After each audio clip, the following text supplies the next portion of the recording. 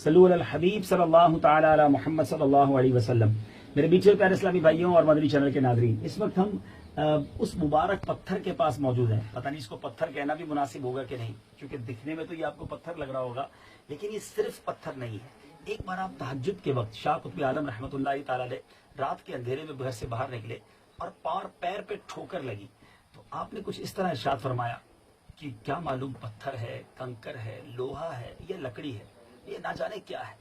ये कहकर आप तो नमाज के लिए तशरीफ ले गए, मगर जिस चीज से आपको ठोकर लगी थी, जिस पत्थर या जिस जमीन के उस हिस्से से आपके कदम लगे थे और आपने ये जबान से 5 जुमले अदा किए, अजीब और गरीब बात ये मेरे मीठे इस्लामी भाइयों कि ये बताया जाता है कि ये 5 चीजें, जी हाँ 4 चीजें तो समझ आती हैं, कंकर, पत्थर, लोहा या लकड़ी, लेकिन 5वीं चीज न जाने क्या है वो भी इसमें मौजूद है। वो कैसे?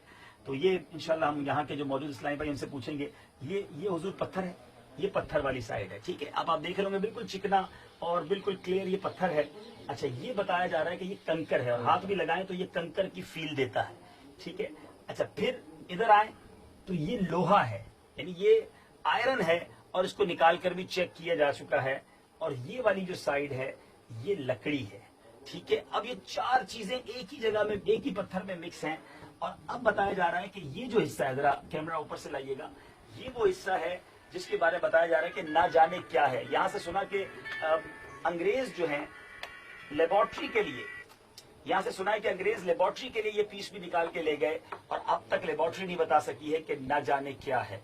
तो ये अल्लाह वालों की शान होती है कि उनकी जबान से निकला तो रब ने वैसा ही फरमा दिया। बहरहाल वो शेर मुझे याद आ रहा है, चाहे तो इशारों से अपने काया ही पलट दे दुनिया की। ये शान है उनके गुलामों की, सरकार का आलम क्या होगा। मुझे बता रहे थे इस्लामी भाई कि 10-12 साल का बच्चा अपने वालिद साहब के साथ यहाँ आया, बच्चे से ये पत्थर आसानी से उठ गया, वालिद साहब ना उठा सके। बहरहाल ये अजीबो गरीब जरूर लग रहा होगा आपको, लेकिन ये जिंदा हकीकत है।